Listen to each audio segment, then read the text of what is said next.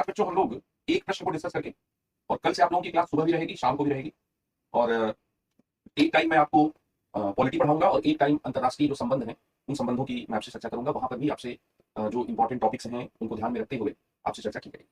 आज मैं एक प्रश्न दे रहा हूं जो पिछले 3-4-5 महीने में बहुत चर्चा का विषय रहा है, और वह प्रश्न रहा है न्यायपालिका से संबंधित। आप सभी जानते होंगे कि भारत में उच्चतम न्यायालय और उच्च न्यायालय में न्यायाधीशों की जो नियुक्ति है, उस नियुक्ति में कोलेजियम व्यवस्था का प्रावधान है। कोलेजियम व्यवस्था क्या है, अपनाई गई। कोलेजियम का मतलब होता है वरिष्ठ न्यायाधीशों का समूह। कोलेजियम शब्द जो है, कोलेजियम शब्द कॉलेज की तरफ, कॉलेज मतलब समूह की तरफ क्या बताता है। तो जो कोलेजियम व्यवस्था रही है, उस कोलेजियम व्यवस्था को लेकर पिछले कुछ महीनों में लगातार क्या है प्रश्न उठाए गए, लगातार विवाद क्या है खड़े किए गए। तो उस कोलेजियम व्यवस्था से संबंधित जो विवाद हैं, जिसमें न्यायपालिका और सरकार एक दूसरे के सामने है, एक दूसरे के सामने आ गए, उस विवाद में न्यायपालिका कैसे कोलेजियम का बचाव करती है, और सरकार जो में बैठे हुए जो लोग थे जिन्होंने कोलेजियम पर ऑब्जेक्शन किया, वो उनका ऑब्जेक्शन क्या था, इस पर दोनों पर हम लोग चर्चा करेंगे।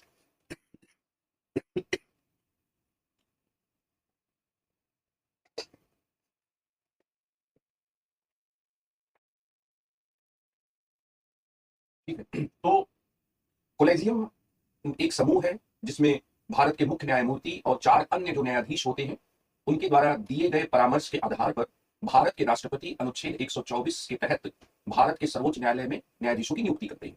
भारत के संविधान में कोलेजियम शब्द का बच्चों कहीं पर भी इस्तेमाल नहीं किया गया है। भारत के संविधान में इस्तेमाल नहीं किए जाने के बावजूद अनुच्छेद 124 की जो व्याख्या है, उस व्याख्या के द्वारा भारत के उच्चतम न्यायालय के द्वारा कोलेजियम आधारित नियुक्ति की व्यवस्था लाई गई। और आप जानते होंगे कि इस मामले में 4 जजेज केस का एक बहुत बड़ा क्या है योगदान माना जाता है। फर्स्ट जजेज जो केस था उसको कहते हैं एसपी गुप्ता बनाम भारत संघ का मामला। तो एक तो बच्चों यहाँ पर जैसे हम लोग जो पढ़ने जा रहे हैं, उसमें आप न्यायपालिका से संबंधित जो टॉपिक बीपीएससी में पूछे जाते हैं उनको पढ़ने जा रहे हैं। नंबर 1 बात तो बच्चों यहाँ पर ये है, ठीक है। नंबर 2 बात यहाँ पर यह है कि न्यायपालिका में भी न्यायाधीशों की जो नियुक्ति का मुद्दा है उसको पढ़ने जा रहे हैं। और तीसरी बात है कि न्यायाधीशों की नियुक्ति की जो कोलेजियम व्यवस्था है, उस कोलेजियम व्यवस्था पर जो विवाद है उसको पढ़ने जा रहे हैं। तो यहाँ पर बच्चों मैं आपसे डिस्कस करने जा रहा हूँ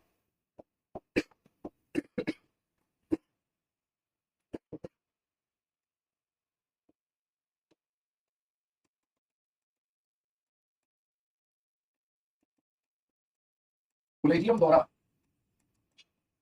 न्यायाधीशों की नियुक्ति, इस पर जो है वर्तमान विवाद क्या है। जो वर्तमान विवाद है ये बच्चों क्या है, बीपीएससी मेन के लिए एक बहुत ही इंपॉर्टेंट क्वेश्चन है।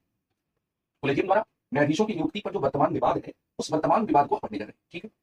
सबसे पहले बच्चों हम लोग इस बात को तो समझेंगे कि कोलेजियम होता क्या है, और कोलेजियम को समझने के बाद फिर वर्तमान विवाद को समझेंगे। मैंने आपसे अभी एक बात की कि अगर हम लोग उच्चतम न्यायालय की बात करें, अगर हम लोग यहाँ पर जो उच्चतम न्यायालय है उसकी बात करें, तो उच्चतम न्यायालय में न्यायाधीशों की जो नियुक्ति की जाती है, वो नियुक्ति राष्ट्रपति के द्वारा की जाती है, और उच्च न्यायालयों में भी राष्ट्रपति के द्वारा की जाती है। या इसको ऐसे हम लोग कहें कि जो जजेज हैं, न्यायाधीशों की नियुक्ति, न्यायाधीशों की नियुक्ति को हम लोग 2 पार्ट में बांट सकते हैं। एक उच्चतम न्यायालय में, और दूसरा बच्चों है उच्च न्यायालय में, ठीक। उच्चतम न्यायालय में न्यायाधीशों की जो नियुक्ति है वह अनुच्छेद 124 के तहत राष्ट्रपति के द्वारा की जाती है। लेकिन इसमें राष्ट्रपति जो है सीबीआई के चीफ जस्टिस ऑफ इंडिया के परामर्श से करेगा, ठीक है। यहां पर सीबीआई मतलब chief justice of India, Bharat के मुख्य न्यायमूर्ति के परामर्श से ये करते हैं, ठीक है। उच्च न्यायालयों के जो न्यायाधीशों की नियुक्ति है वो अनुच्छेद 217 के तहत राष्ट्रपति के द्वारा होती है, ठीक। यहां पर बच्चों जो परामर्श है, इस परामर्श शब्द की व्याख्या पर हो गया विवाद, ठीक है। परामर्श का मतलब केवल बातचीत है, सलाह मशविरा है,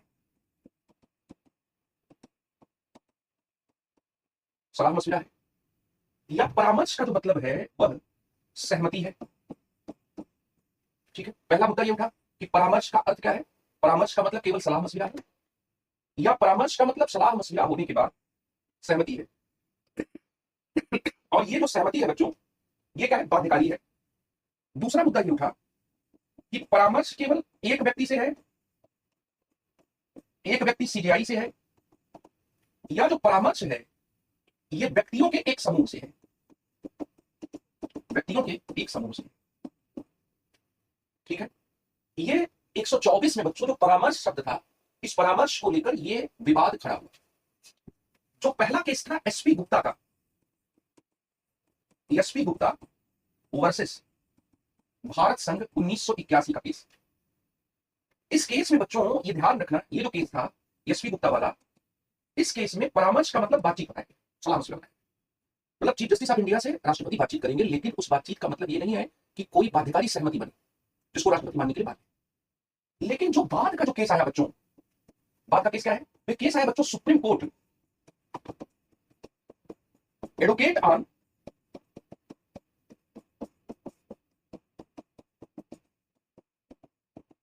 रिकॉर्ड एसोसिएशन। इसको शॉर्ट में कहते हैं बच्चों supreme court advocate on record association या स्क्वेयर, बनाम भारत संघ का मामला। ये 1993 का केस है। इसमें सुप्रीम कोर्ट ने कहा कि जो 124 में राष्ट्रपति के परामर्श की बात कही गई है, वो परामर्श का मतलब होता है सहमति। और यहां पर अगर हम लोग पेंडुलम की बात करें, तो इस पेंडुलम में मतलब अगर हम लोग जजेस के अपॉइंटमेंट की बात करें, तो ये पेंडुलम पहले एग्जीक्यूटिव की तरफ झुका हुआ था, इस निर्णय के बाद वो जुडिशरी की तरफ झुके कि परामर्श का मतलब सहमति होनी चाहिए, और ये सहमति क्या है? बाध्यकारी होनी चाहिए। तो इस सहमति को मानना पड़ेगा। ठीक है, इस सहमति को क्या है? मतलब जब आप नियुक्ति करेंगे तो नियुक्ति आप इसी आधार पर करेंगे।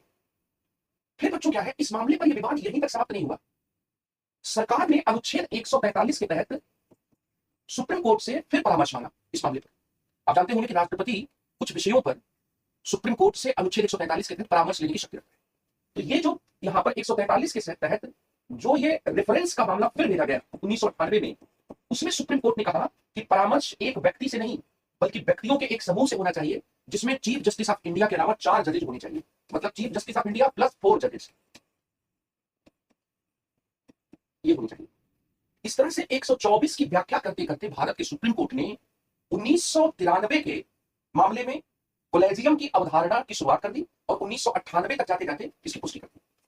इसके पहले भारत में जजों की नियुक्ति के मामले में राष्ट्रपति परामर्श तो करता था, लेकिन वो सिर्फ एक बातचीत थी, सलाह मशविरा था। राष्ट्रपति सारी चीजों को मानने के लिए या प्रक्रिया में उन्हीं के द्वारा सुझाए गए नामों के आधार पर नियुक्ति करने के लिए बाध्य नहीं था, या उस तरह की पूरी प्रक्रिया इतनी स्पष्ट नहीं थी।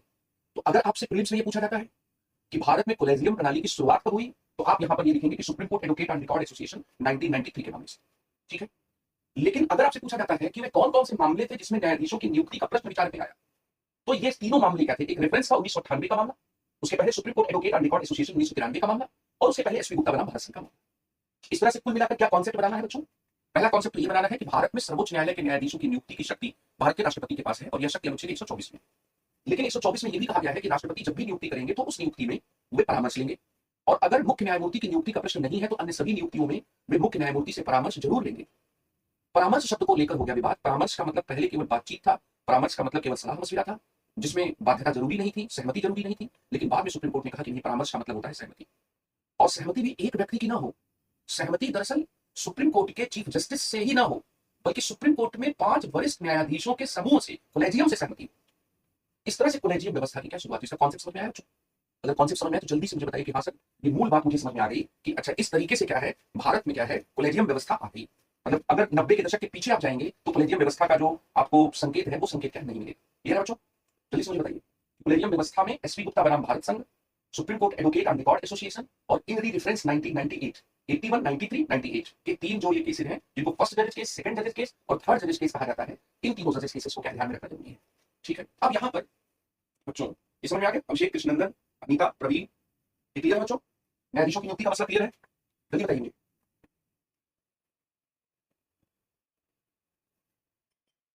ये रेशियो कहां पर आ गया भाई? रेशियो क्या है? क्या ये रेशियो क्या कोई गणित का फार्मूला चल रहा है क्या? ये रेशियो का सवाल ही गलत है। सवाल को फिर से क्लियर करिए। देखिए, कोलेजियम जो शब्द है, इसका अंग्रेजी होता है कोलेजियम। ये कोलेजियम जो शब्द है ये कॉलेज से बना है। ठीक है, और कॉलेज जो शब्द है इसका मतलब क्या होता है? समूह। तो प्रेसिडेंट जो है, भारत के जो राष्ट्रपति हैं, वो जजेस के अपॉइंटमेंट के मामले में, नियुक्ति के मामले में chief justice of India plus 4 जजेस, जज 1, जज 2, जज 3 एंड जज 4, इनसे क्या है? परामर्श करेंगे। इनसे क्या करेंगे? परामर्श करेंगे। ठीक है, ये क्या है, ये परामर्श अकेले नहीं होगा, परामर्श अकेले नहीं होगा, 1998 का केस। परामर्श एक समूह में होगा। ये समूह कितने लोगों का होगा, तो एक चीफ जस्टिस हो गए और 4 लोग और हो गए, ठीक है। जजेस केस 1982 नहीं होगा बेटा, 1981 होगा, ठीक है। कुछ किताबों में 1982 दिया गया है। अब यहाँ पर क्या है, ये व्यक्तियों के एक समूह के द्वारा, और व्यक्ति यहाँ पर क्या है, जज है। तो जजों के एक समूह के परामर्श के आधार पर, परामर्श के आधार पर भारत के राष्ट्रपति जजों की नियुक्ति करते हैं, ठीक है। जजों की नियुक्ति क्या करते हैं, ये बात आपको ध्यान में मेरे प्यारे बच्चों रखनी है। यहाँ तक बच्चों बात क्लियर हो गई, कोई कंफ्यूजन, कोई डाउट, कोई समस्या नहीं होनी चाहिए, ठीक है।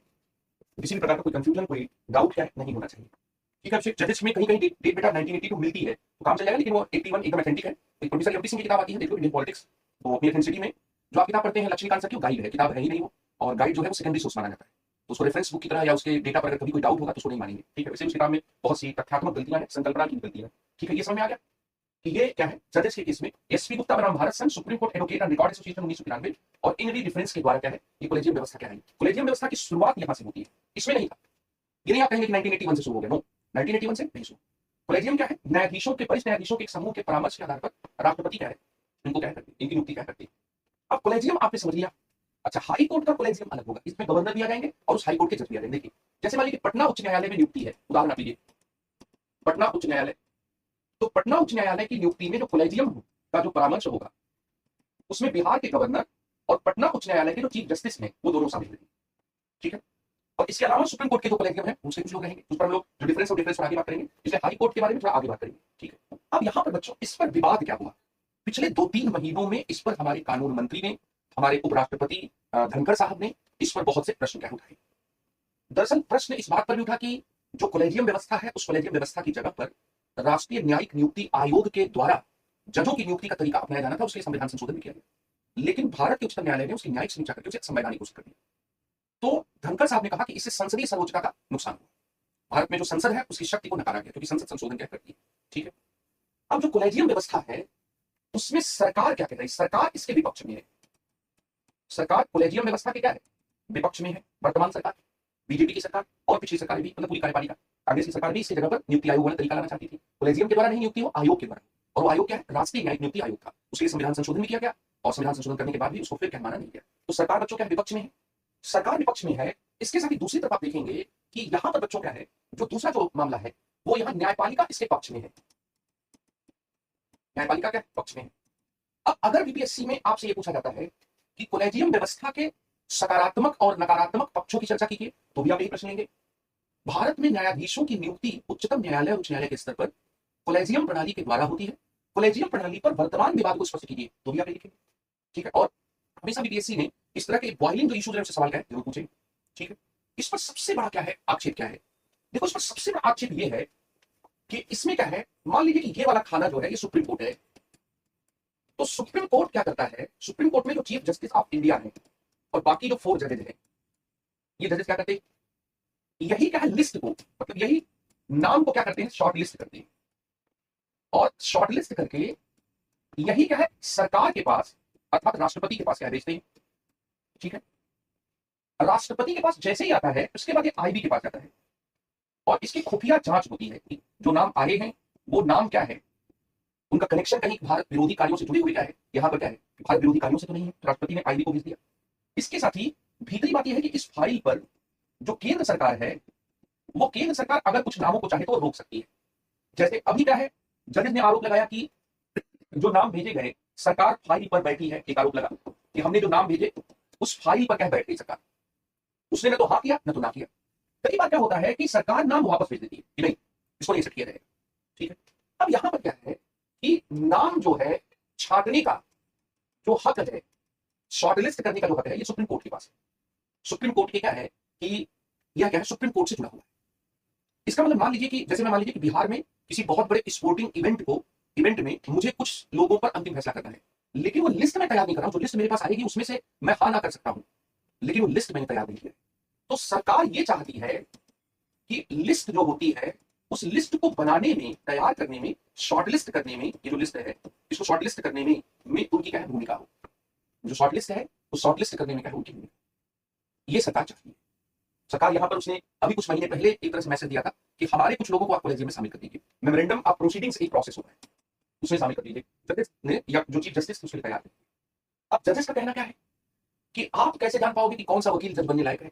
भारत में जज कौन बनता है? भारत में जज तो वकील या निचली अदालतों के जज ही जज बनते हैं। तो या तो आप विधिवेत्ता हो राष्ट्रपति की न्याय में, राष्ट्रपति की नजर में, या आप वकील हो हाई कोर्ट के या सुप्रीम कोर्ट के, या आप पहले जज हो हाई कोर्ट के, तब आप हाई कोर्ट से सुप्रीम कोर्ट में जज बन सकते हैं। ये तरीका होता है भारत में। जब आप राष्ट्रपति जो न्यायाधीश बनने की जो योग्यता है, उस योग्यता को ध्यान में आप देखें, ध्यान से पढ़ेंगे, तो उस योग्यता में 2-3 बातें हैं। अब अगर उन 2-3 बातों को आप अगर ध्यान से देखेंगे तो भारतीय संविधान के अनुच्छेद 124 को आप ध्यान से समझिए। तो वहां पर जब आप ध्यान से समझेंगे तो एकदम सीधी सी बात आएगी कि भारत का नागरिक हो, अनुच्छेद 124(3) के तहत जो 5 साल तक हाईकोर्ट का जज हो, वो सुप्रीम कोर्ट का जज बन सकता है। 10 साल तक उच्च न्यायालय का कुल मिलाजुलाकर वकील रहा हो, या राष्ट्रपति की नजर में जानकार विधिवेत्ता हो, विख्यात विधिवेत्ता हो, ज्यूरिस्ट हो, डिस्टिंग्विश्ड ज्यूरिस्ट हो। ठीक है, इसका मतलब कि सुप्रीम कोर्ट का जज या तो वकील बनते हैं या हाई कोर्ट के जज बनते हैं। सुप्रीम कोर्ट का यह कहना है कि आप कैसे इनको जज कर पाओगे? आप नहीं जज कर पाओगे। सरकार कहेगी नहीं, हम तो कर देंगे, आप हमारा हाथ मार रहे हो। आपने क्या है, इंदिरा गांधी जी ने सीनियरिटी को नहीं मानते हुए कुछ लोग जो जूनियर थे, उन जूनियर लोगों को उन्होंने चीफ जस्टिस बना दिया। आप उसके बाद से क्या हमारे सारे पावर आपने खत्म कर दिए। तो ये न्यायपालिका और कार्यपालिका के बीच का भारत में एक बहुत बड़ा टकराव क्या बन गया है।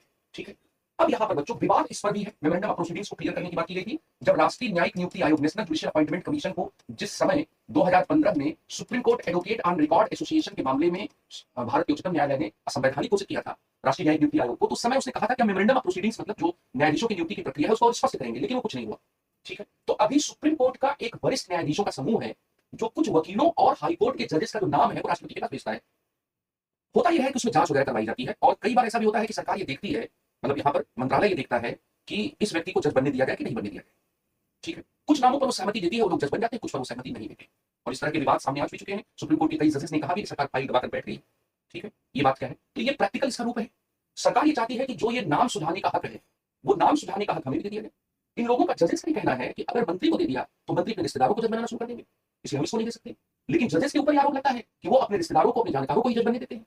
जैसे तमिलनाडु के बार काउंसिल ने और पंजाब के बार काउंसिल ने भारत के राष्ट्रपति, प्रधानमंत्री और चीफ जस्टिस ऑफ इंडिया को पत्र लिखा, और उस पत्र में उन्होंने कहा कि भाई बदीरावाद है, पक्षपात है, और जो जज के रिश्तेदार हैं उन्हीं को जज बनने का मौका मिलता है हाईकोर्ट में। तो ये मामला इतना इस रूप में, प्रैक्टिकली इस रूप में क्या आता है। अब थोड़ा इस मामले का विवाद वाला, जहां तक बात समझ में आ रही होगी, 124 में राष्ट्रपति को जजेस की नियुक्ति का अधिकार है, शक्तियां है। राष्ट्रपति परामर्श से नियुक्ति करेंगे, और चीफ जस्टिस ऑफ इंडिया को छोड़कर अन्य मामलों में परामर्श जरूरी है। परामर्श का मतलब पहले किया गया था सलाह मशविरा करना, परामर्श का मतलब बातचीत था, प्रभावी संचार होना चाहिए, उसके बाद नियुक्ति होनी चाहिए। मतलब कार्यपालिका के परामर्श के बाद, मतलब कार्यपालिका न्यायपालिका से परामर्श करने के बाद जज की नियुक्ति करेगी। लेकिन परामर्श का मतलब कभी भी सहमति नहीं थी, कंसेंसस नहीं था, लेकिन वो धीरे धीरे हो गया। और एक न्यायाधीश का, चीफ जस्टिस ऑफ इंडिया का ही परामर्श नहीं, अकेले चीफ जस्टिस ऑफ इंडिया परामर्श नहीं देंगे, बल्कि चीफ जस्टिस ऑफ इंडिया के साथ 4 जजेस परामर्श देंगे, तो एक कॉलेजियम आ गया। अब कॉलेजियम के खिलाफ सबसे बड़ा जो आर्गुमेंट है वो क्या है कि इस प्रणाली में जज ही जजों की नियुक्ति करते हैं, अंधा बाटे देवड़ी फिर अपनन दे।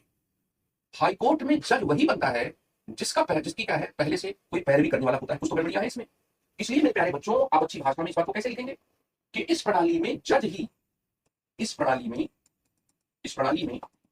जज ही जजों की नियुक्ति करते हैं। भारत के अलावा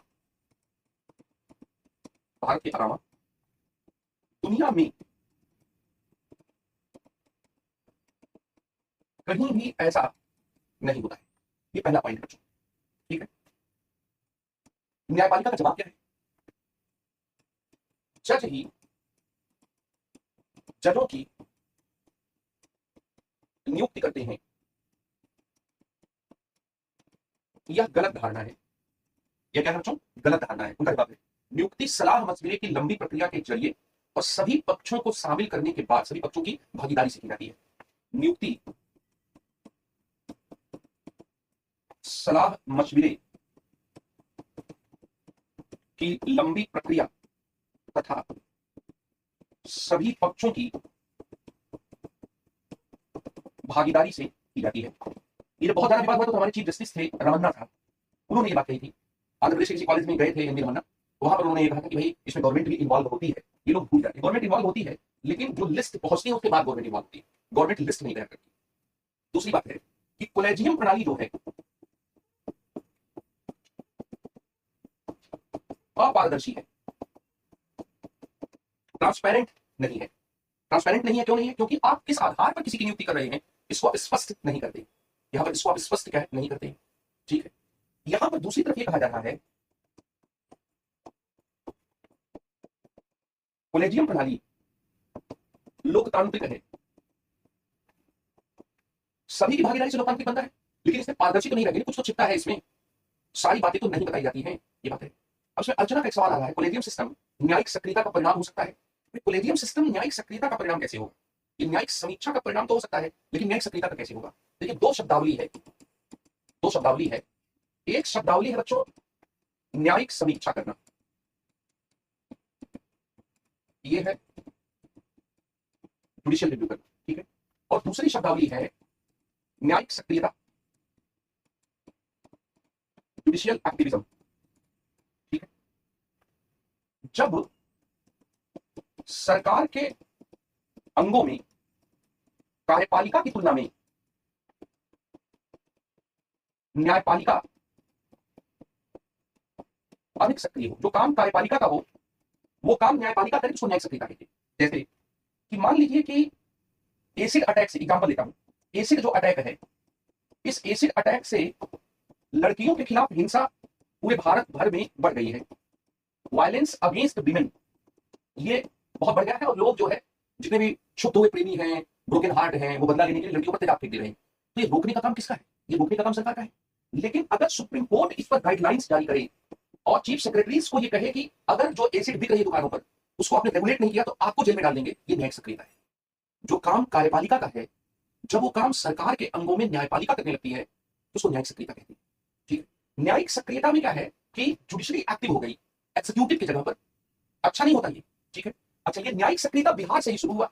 1979 में जो जेल में बंद हुए विचाराधीन जो कैदी थे, उन विचाराधीन कैदियों की दुर्दशा पर हुस्न आरा खातून के मामले में एक चिट्ठी लिखी गई, और इसी चिट्ठी को जनहित याचिका मानकर सुप्रीम कोर्ट ने विचाराधीन कैदियों को जेल से छोड़ने का निर्णय किया। यह न्यायिक सक्रियता है। ये तो काम सरकार को करना चाहिए खुद से, लेकिन यहां पर न्यायपालिका ने काम किया। न्यायिक समीक्षा क्या है? अगर आप किसी कानून की केवल व्याख्या करते हैं, जो कुछ भी अस्पष्ट है उसको केवल स्पष्ट करते हैं, तो इसको बच्चों कहा जाता है न्यायिक व्याख्या, जुडिशियल इंटरप्रिटेशन। ये ब्रिटेन के कोर्ट के पास रहा है। लेकिन अगर आप कानून की व्याख्या करने के बजाय उसकी वैधता, उसका मूल्यांकन, उसका अच्छा बुरा होना, उसकी संवैधानिक वैधता की जांच करते हैं, तो इसको न्यायिक समीक्षा कहते हैं। जब किसी कानून, जब किसी कार्यपालिका की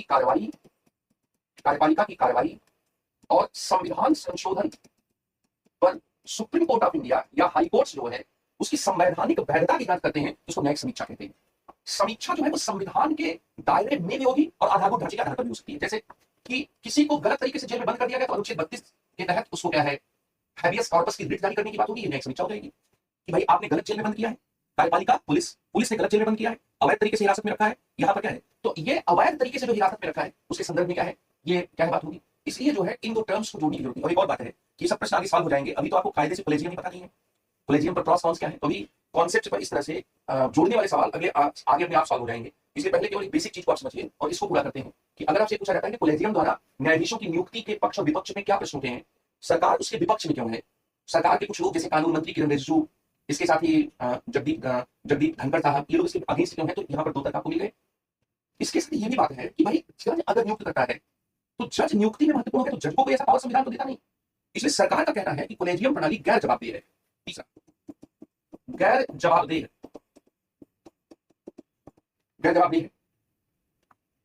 यहां पर क्या है, तीसरी बात क्या कही गई, या इसमें पक्ष में क्या कहा गया कि जजों के हाथों संचालित कॉलेजियम व्यवस्था नेशनल जुडिशियल अपॉइंटमेंट कमीशन से बेहतर है। ठीक है, ये जो वर्तमान विवाद है ये 2022-23 का बहुत बड़ा सवाल है। ठीक है, ये तीनों पॉइंट ये कह रहे हैं कि गैर जवाबदेह कैसे है। आप देरी की, अगर मान लीजिए कि न्याय में देरी हो रही है और देरी की वजह जजों के पद रिक्त होना है, तो यहां पर न्याय में जो देरी है उसके पीछे यहां पर जो व्यवस्था, उस व्यवस्था को आप समझिए कि देरी क्यों हो रही है, जजों के पद रिक्त है और जज की नियुक्ति कौन कर रहा है, जज कर रहे हैं। इसलिए ये देरी के लिए जवाबदेह नहीं है, ये जो मामलों का अंबार लगा हुआ है इसके लिए क्या है, जवाबदेह नहीं है। तो ये तीनों पॉइंट आपको लिख लेना, लिखिए आपने बच्चों तीनों पॉइंट नोट कर लिया। अर्चना, अभिषेक, कृष्णनंदन, आरती, ये तीनों पॉइंट नोट कर लिया।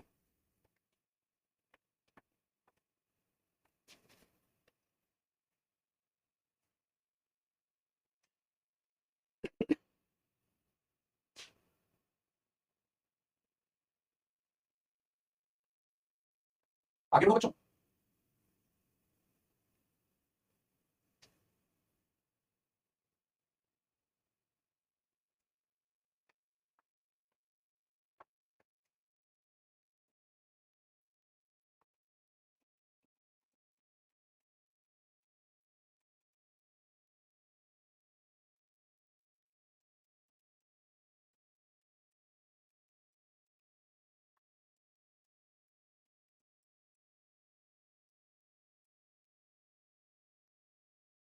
एक सरकार विपक्ष में है और न्यायपालिका के पक्ष में।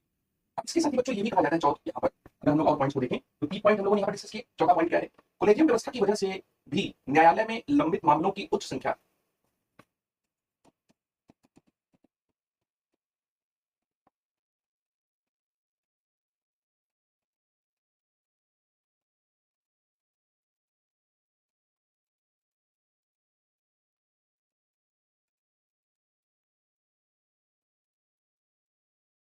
न्यायालय में लंबित मामलों की उच्च संख्या और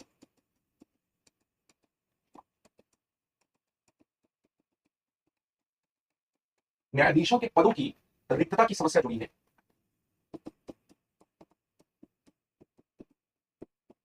रिक्तता की समस्या जुड़ी है। यहां पर न्यायपालिका का क्या कहना है कि जजों की नियुक्ति में चुने गए नामों को मंजूरी देने के लिए सरकार देर करती है। सरकार देर करती है, इसलिए इसके लिए सरकार दोषी है। ठीक है, सरकार इसके लिए क्या है? दोषी है, ये बात कही गई। मतलब न्यायपालिका का यहां तक कहना। जस्टिस कृष्ण कौल का स्टेटमेंट आया था जो बहुत ज्यादा न्यूज़पेपर्स में उछाला गया कि सरकार खुद ही फाइल दबाकर बैठी हुई है, कहा उन्होंने, लिटरली उन्होंने कहा। फिर हमारे कानून मंत्री ने एक और बात उछाल दी। उन्होंने कहा कि शीर्ष अदालत को ऐसे समय में जमानत याचिकाओं और कम महत्व वाली जनहित याचिकाओं पर सुनवाई नहीं करना चाहिए, जबकि लंबित मामलों की संख्या बहुत ज्यादा है। जवाबदेही की कमी की समस्या कि शीर्ष अदालतों को ऐसे समय में जमानत याचिकाओं संबंधी मामलों, जमानत याचिकाओं संबंधी मामलों और जनहित याचिकाओं पर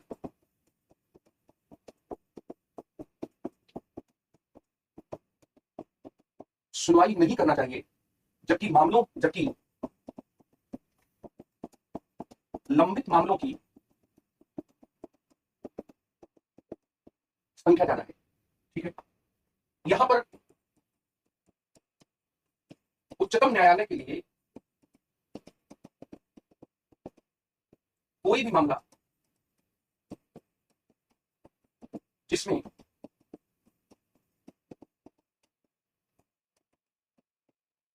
व्यक्तिगत स्वतंत्रता का प्रश्न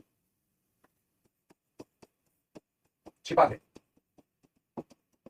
उसके लिए कम महत्वपूर्ण नहीं है। जैसे अभी आप देख रहे होंगे कि सेम सेक्स मैरिज को लेकर सुप्रीम कोर्ट की सुनवाई की। बहुत लोगों ने सोशल मीडिया पर यह पढ़ा होगा कि लोगों ने कहा कि सुप्रीम कोर्ट क्या कर रहा है, ये मामला उसे सरकार पर छोड़ देना चाहिए और उसे इन मामलों पर बहुत ज्यादा इस पर महत्व नहीं देना चाहिए। लेकिन सुप्रीम कोर्ट ने अपना निर्णय दिया, तो इसलिए सुप्रीम कोर्ट के ऊपर यह कहना कि आप इस तरह के मामलों को देखिए, जमानत वाले मामलों को क्यों इतना महत्व दे रहे हैं और पब्लिक इंटरेस्ट लिटिगेशंस को आप क्यों कर रहे हैं, मतलब ये कहना कि आप इतना जुडिशियल एक्टिविज्म में क्यों जा रहे हैं, और इसलिए भी मामलों की संख्या ज्यादा है। आप यहाँ पर आप पर वो लोकतांत्रिक दबाव नहीं है।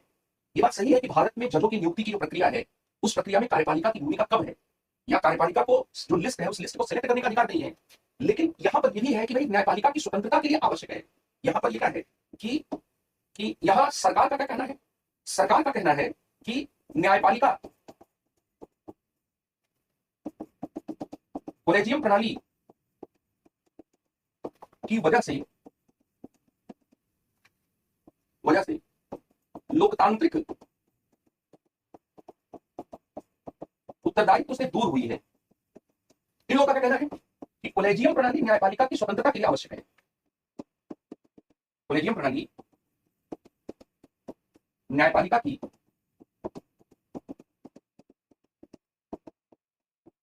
स्वतंत्रता के लिए आवश्यक है। यह बच्चों कोलेजियम के बारे में जो वर्तमान विभाग है। ठीक है, नोट कर लीजिए। अगर कहीं किसी भी प्रकार का कोई भी मन में प्रश्न है तो प्रश्न पूछ सकते हैं। ये बहुत बॉइलिंग डिस्प्यूट है, अगर इसमें कोई बात समझ में नहीं है तो आप पूछ सकते हैं। अदरवाइज मोबाइल इतना रखेंगे।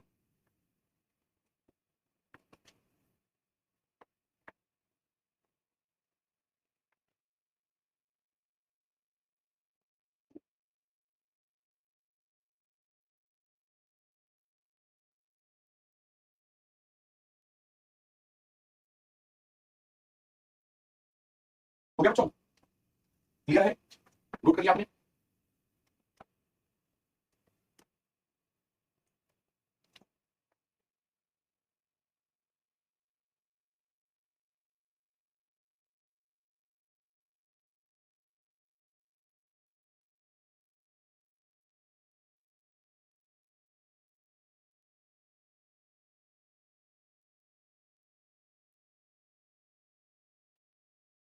ठीक है, तो इतना ही रखते हैं। कल आपकी क्लास सुबह 9 बजे है। इंटरनेशनल रिलेशंस को भी, उसके भी जो इंपॉर्टेंट टॉपिक्स हैं या इंटरनेशनल